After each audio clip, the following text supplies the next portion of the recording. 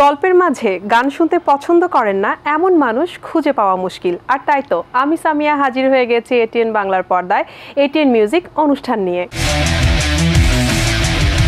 সুপ্রিয় দর্শক, আজকে হবে অনেক গল্প, শুনবো অনেক গান। আর আজকে আমাদেরকে গান শোনাতে আমাদের স্টুডিওতে আছেন আমাদের সাথে রাফি তালুকদার। খুব চমৎকার একজন শিল্পী, তার কাছ থেকে শুনবো অনেক গল্প এবং শুনবো গান। আর অবশ্যই দর্শক, আপনারা আমাদের সাথেই থাকবেন, কোথাও যাবেন না। রাফি ভাই, আপনাকে আমন্ত্রণ জানাচ্ছি আমাদের এটিএন মিউজিক অনুষ্ঠানে। আপনি কেমন আছেন? আমি ভালো আছি, আপনাদের অনেক ধন্যবাদ আমাকে এটিএন মিউজিকে আমন্ত্রণ জানানোর। আমাদেরও খুব ভালো লাগছে আপনাকে পেয়ে। সম্প্রতি শুনেছি আপনি একটি সিনেমাতে কিন্তু প্লেব্যাক করেছেন আমাদের লিভিং লেজেন্ড সাবিনা ইয়াসমিন ম্যাডামের সাথে, এবং এটা নিয়ে আমরা খুবই আনন্দিত। ইনশাল্লাহ খুব তাড়াতাড়ি হয়তো আমরা শুনতে পারবো। তারপরও এই কাজটি সম্পর্কে আপনার কাছ থেকে একটু জানতে চাই। এটি সোহানুর রহমান সোহান পরিচালিত একটি ছবি ছিল, স্বপ্নের রাজকুমার। সেখানে আমাদের জীবন্ত কিংবদন্তি শিল্পী শ্রদ্ধেয় সাবিনা ইয়াসমিন ম্যাডামের সঙ্গে এই গানটি গেয়েছিলাম। এই গানের সুর ও সঙ্গীত করেছিলেন কিসলু ভাই, আমাদের জাভেদ আহমেদ কিসলু ভাই। 8টি প্রজেক্ট হাতে নিয়েছেন, যেগুলো একের পর এক আসবে। সম্ভবত 2024 সালের একটি প্রজেক্ট আপনি হাতে নিয়েছেন, সেই বিষয়গুলো আমরা একটু জানতে চাই। আমার রিসেন্ট একটি গান করেছি কোনাল আপুর সাথে, এইবার ডিসেম্বরের মধ্যে এই গানটি আসবে। আচ্ছা। আর পরবর্তীতে আমার যে গানগুলো আছে এই গানগুলো পর্যায়ক্রমে, তার মধ্যে 2টা গান করেছেন পণ্ডিত অজয় চক্রবর্তীর ছেলে অনঞ্জন চক্রবর্তী, আর বাংলাদেশে আশরাফ বাবু ভাই একটা গান করেছেন, চন্দন ভাই, সাইদ হাসান ফারুকি চন্দন ভাই একটি গান করেছেন। আচ্ছা। তো এইভাবে পর্যায়ক্রমে গানগুলি আসলে মিউজিক ভিডিও করে রিলিজ দিতে হবে। আচ্ছা, তাহলে কিছু টেকনিক্যাল কাজ বাকি আছে, অডিওর কাজগুলো কমপ্লিট হয়ে গেছে। অডিওর কাজ কমপ্লিট হয়ে গেছে। বাহ, খুব ভালো লাগলো। আমরা সেই কাজগুলোর অপেক্ষায় আছি। তো গল্প তো আরো হবে, আরো অনেক গল্প করব। এখন একটি গান শুনবো, আমাদেরকে কোন গানটি শোনাবেন? আমি এখন যে গানটি গাইছি, গানটি আমাদের উপমহাদেশের কিংবদন্তি শিল্পী বাপ্পি লাহিড়ীর একটি গান আমি গাইবার চেষ্টা করছি। প্লিজ শুনবো।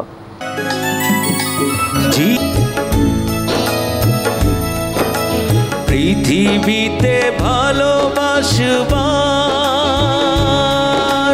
সময় যে অল্প ভারী,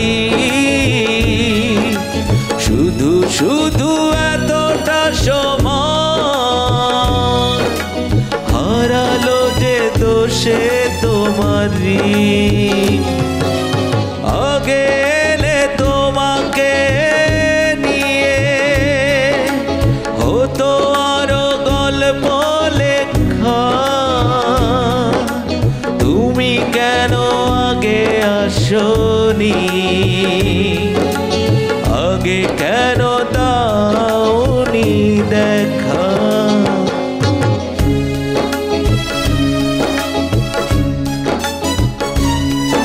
মানুষগুলো তাদের কাছে শিল্প সংস্কৃতি পৌঁছে দেওয়ার জন্য আরো অনেক গল্প করব এই বিষয়গুলো নিয়ে। তো এখন আরো একটা গান শুনতে চাই, আমাদেরকে এবারে কোন গানটি শোনাবেন? এবার যে গানটি করছি, জি, এটিও আসলে বাপ্পি লাহিড়ীর গাওয়া একটি গান এবং মোহাম্মদ আজিজ গেয়েছিলেন।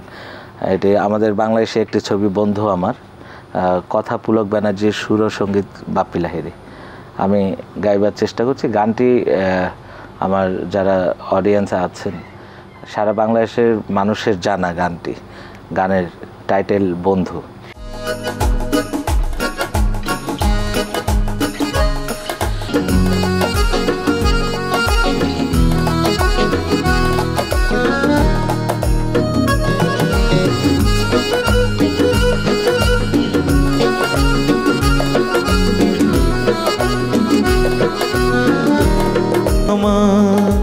বাহ, খুব চমৎকার একটি গান। আসলে বন্ধুকে নিয়েও যে কত কথা বলা যায়, আর গানের মাধ্যমেই সেটা আসলে প্রকাশ করা সব থেকে বেশি সহজ হয়।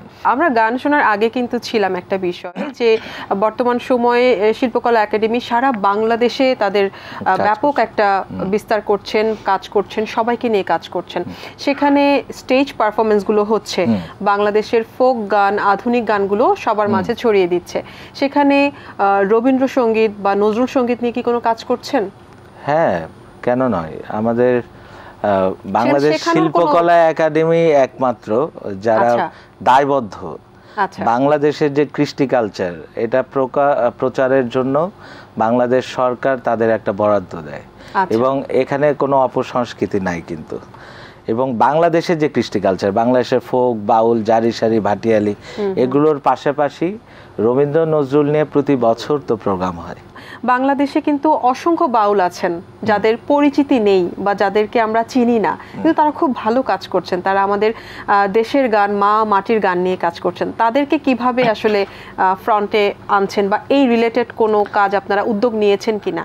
যেমন বাউল মানে কিন্তু ঘরত্যাগী মানুষ। বাউলরা আসলে কিছু আশা করে না, তারা গান করে নিজের আত্মতৃপ্তির জন্য, আত্মার প্রশান্তির জন্য গান করে বাউলরা। তাদের চাওয়া পাওয়াটা কম। তারা বেঁচে দুবেলা খেয়ে বেঁচে থাকলেই তারা আসলে সন্তুষ্ট। কিন্তু বাংলাদেশ শিল্পকলা একাডেমি চিন্তা করেছে এখানে একটা বাউল দল থাকবে, এবং সেটা কয়েক বছর যাবত আছে। এবং প্রতি মাসে একটি পূর্ণিমা তিথিতে প্রতি মাসে সাধু মেলা নামে একটি প্রোগ্রাম চলছে বাংলাদেশ শিল্পকলা একাডেমিতে, এবং এটা উন্মুক্ত। এবং আমাদের একটা বট গাছ আছে শিল্পকলা একাডেমিতে, এবং ওই বট গাছের নিচে প্রোগ্রামটা হয়। এটা কোনো এক্সট্রা কোনো স্টেজ করে না। আচ্ছা, মানে সেই ভাইবটাকে আপনারা রাখেন, বাউল ভাইবটা। এবং এখানে সারা দেশ থেকে বাউলরা আসে। আচ্ছা, বাউল নিয়ে কথা হচ্ছিল, কিন্তু এখন একটি গানের সময় এসছে। তো কোন গানটি শুনছি এবার আমরা? এবার যে গানটি করব এটি ডিফারেন্ট টাচের একটি গান, মন কি যে চাই বলো। মন কি যে চাই বলো, যার দেখি লাগে ভালো, মন সে তো বাধা পড়ে না, কি জানি কেন জানি না। মন কি যে চাই বলো, যার দেখি লাগে ভালো, মন সে তো বাধা পড়ে না, কি জানি কেন জানি না।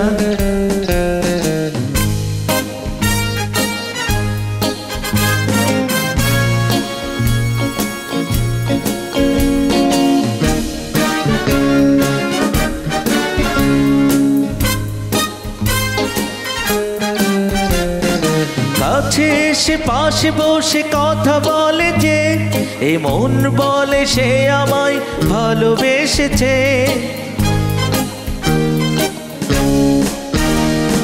চোখে চোখে চোখ রেখে কথা বলেছি, বোঝাতে পারিনি তারে ভালোবেসেছি। কি করে যায় সে বলা আমি আজও শিখিনি। মন কি যে চাই বলো, যার দেখি লাগে ভালো, মন সে তো বাধা পড়ে না, কি জানি কেন জানি না।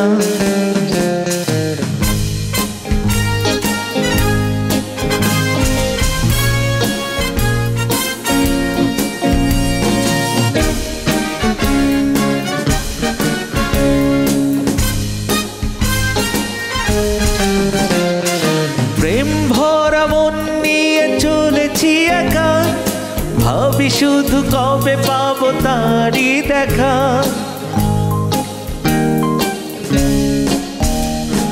কথায় আছে জীবনে প্রেম আসে একবার, আমার জীবনে সে আসবে কবে আর, জীবনে প্রেম হবে কিনা আমি তাও জানি না। মন কি যে চাই বলো, যার দেখি লাগে ভালো, মন সে তো বাধা পড়ে না, কি জানি কেন জানি না। মন কি যে চাই বলো, যার দেখি লাগে ভালো, মন সে তো বাধা পড়ে না, কি জানি কেন জানি না। চমৎকার একটি গান শুনলাম। গানটি শুনে নস্টালজিক একটা ভাইব ছিল, সেই স্কুল লাইফে ফিরে গিয়েছিলাম। ভবিষ্যতে আপনার গান নিয়ে প্ল্যানিং কি আছে বা ক্যারিয়ার নিয়ে আপনার প্ল্যানিং কি আছে? গানের বাইরে তো কিছু করার সুযোগ নাই, কারণ আমার পড়াশোনা ছিল গানে, এবং আল্লাহ চাকরিটাও দিয়েছে মিউজিক নিয়ে থাকার জন্য। আচ্ছা তো এর বাইরে যাওয়ার আসলে কোনো প্ল্যান নেই এবং এটা যাওয়া হবেও না হয়তোবা। আচ্ছা তবে আসলে ফেমাস হওয়া বা খ্যাতি পাওয়া এটা টোটালি আল্লাহ তাআলার হাতে, এবং ভাইরালের যুগ, হয় খুবই ভালো কিছু করতে হবে অথবা খুব খারাপ কিছু দিয়ে ফেমাস হতে হবে। না আমরা এই চাই আর কি। আপনি খুব ভালো কিছু দিয়েই ইনশাল্লাহ সবার মনে জায়গা করে নেন। গল্প গানে আড্ডায় আমাদের সময় শেষ, যেতে হবে। যাবার আগে এটিএন বাংলা, এটিএন বাংলার দর্শক, আপনার যারা দর্শক আছেন, আপনার কলিগ আছেন, তাদেরকে কি বলবেন? এটিএন বাংলার দর্শকদের বলবো এটিএন মিউজিকের সাথে থাকেন। ভালো ভালো গান হয়, গল্প হয়, আড্ডা হয়, সেটা দেখলে আপনাদের হয়তো সময় ভালো কাটবে এবং বাংলা গানের সাথে থাকবেন। অনেক ধন্যবাদ এত সুন্দর কিছু সময় আমাদেরকে দেওয়ার জন্য। আগামীতে আপনার সাথে আমাদের আবারও দেখা হবে। আমরা কিন্তু আয়োজন শেষ করবো আপনার গান শুনে। আপনি চিন্তা করে ফেলুন আমাদেরকে কোন গানটি শোনাবেন, আর ততক্ষণে আমি আমার দর্শকদের কাছ থেকে বিদায় নিয়ে নেই।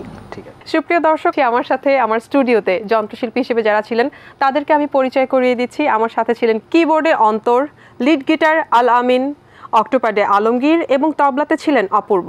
আপনাদের সবাইকে অসংখ্য ধন্যবাদ এত চমৎকার কিছু সময় আমাদেরকে দেওয়ার জন্য। দর্শক, গল্প গানে আড্ডায় কখন যে সময় শেষ হয়ে গেল বুঝতেই পারিনি। আগামীতে কিন্তু আবারও আসবো আপনাদেরকে চমৎকার সব গান শোনাতে। আর সেই পর্যন্ত সবাই ভালো থাকুন, সুস্থ থাকুন, এটিএন বাংলার সঙ্গে থাকুন, বাংলা গানের সঙ্গে থাকুন। আমি সামিয়া এখানে বিদায় নিচ্ছি। আল্লাহ হাফেজ। কোন গানটি শুনছি আমরা শেষে?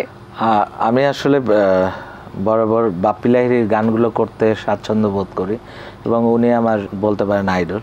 কিন্তু বাংলাদেশে আমাদের রাজশাহীর মানুষ এবং বাংলা ফিল্মের যিনি বাংলা গানের যুবরাজ, তো সেই এন্ড্রু কিশোর স্যারের একটি গান করছি।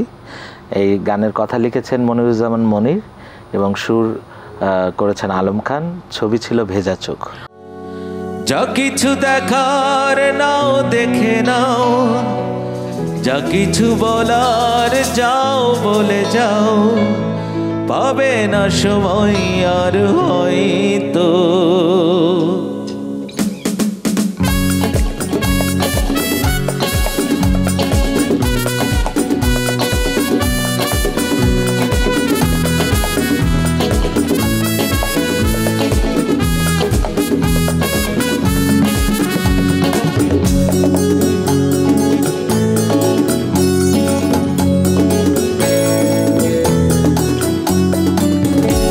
জীবনের গল্প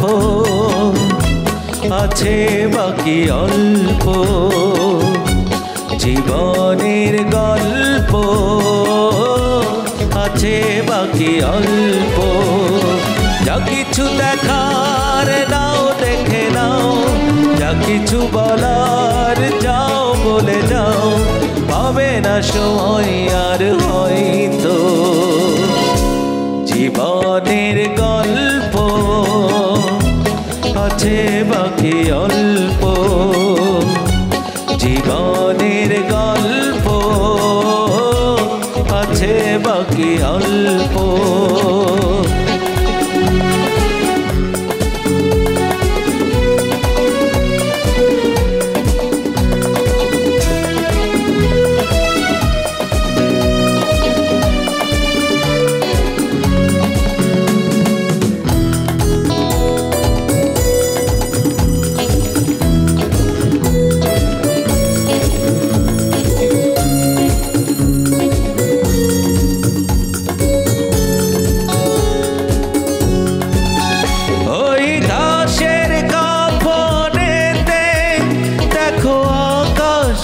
কাছে শুয়ে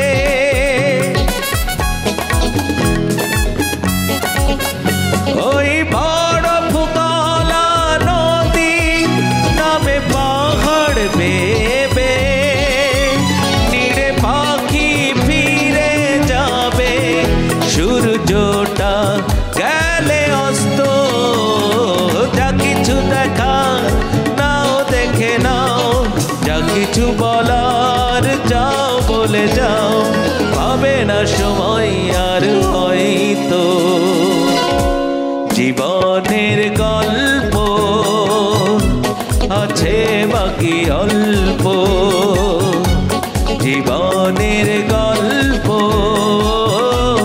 আছে বাকি অল্প।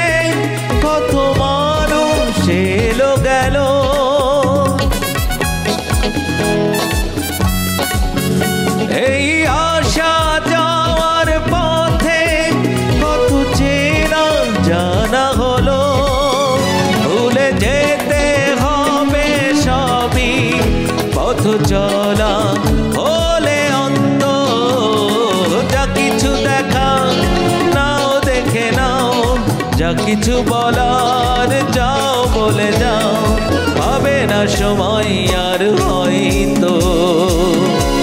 জীবনের গল্প আছে বাকি অল্প, জীবনের গল্প আছে বাকি অল্প। যা কিছু দেখার নাও দেখে নাও, যা কিছু বলার যাও বলে যাও, পাবে না সময় আর হয়তো। জীবনের গল্প আছে বাকি অল্প, জীবনের গল্প আছে বাকি অল্প।